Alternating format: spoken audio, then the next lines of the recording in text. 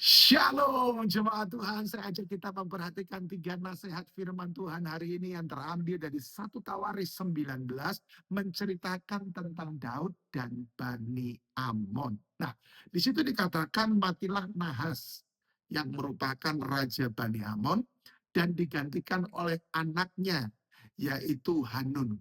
Ketika Daud mendengar Nahas ini meninggal dan anaknya si Hanun ini naik menjadi raja, maka Daud ini punya sebuah itikat yang baik, punya sebuah rencana yang mulia, yaitu apa?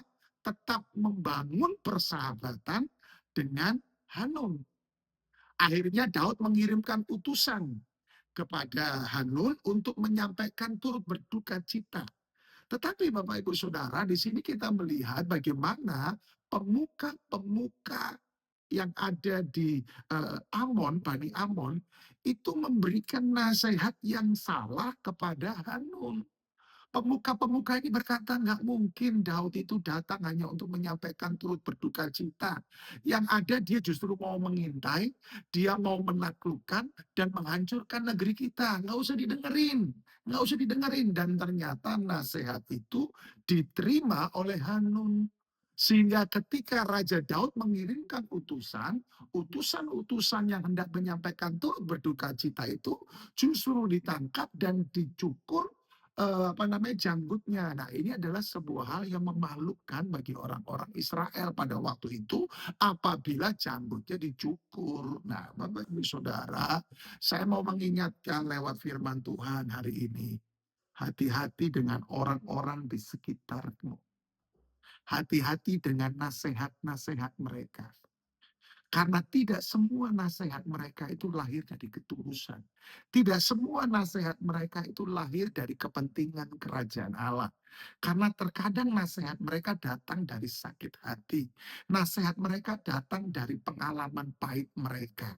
Nah, Bapak Ibu Saudaraku, yang terjadi kalau di dalam ayat ini selanjutnya, justru akhirnya Bani Amon berperang dengan Daud dan akhirnya mereka dikalahkan.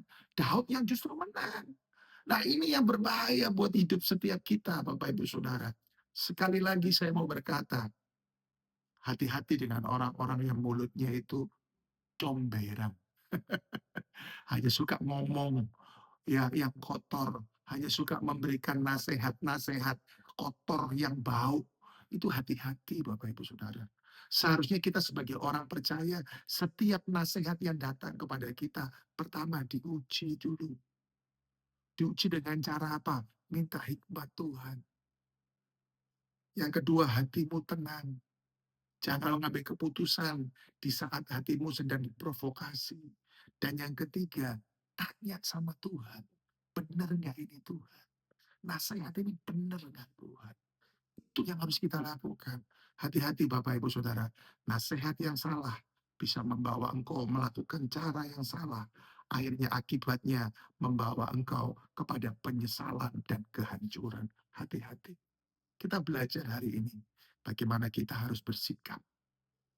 Perhatikan orang-orang yang di sekitarmu. Jangan mudah engkau menerima semua omongan mereka. Hati-hati, hati-hati, dan hati-hati. Ya, praktek firman. Ya, ya, ya, ya. God bless.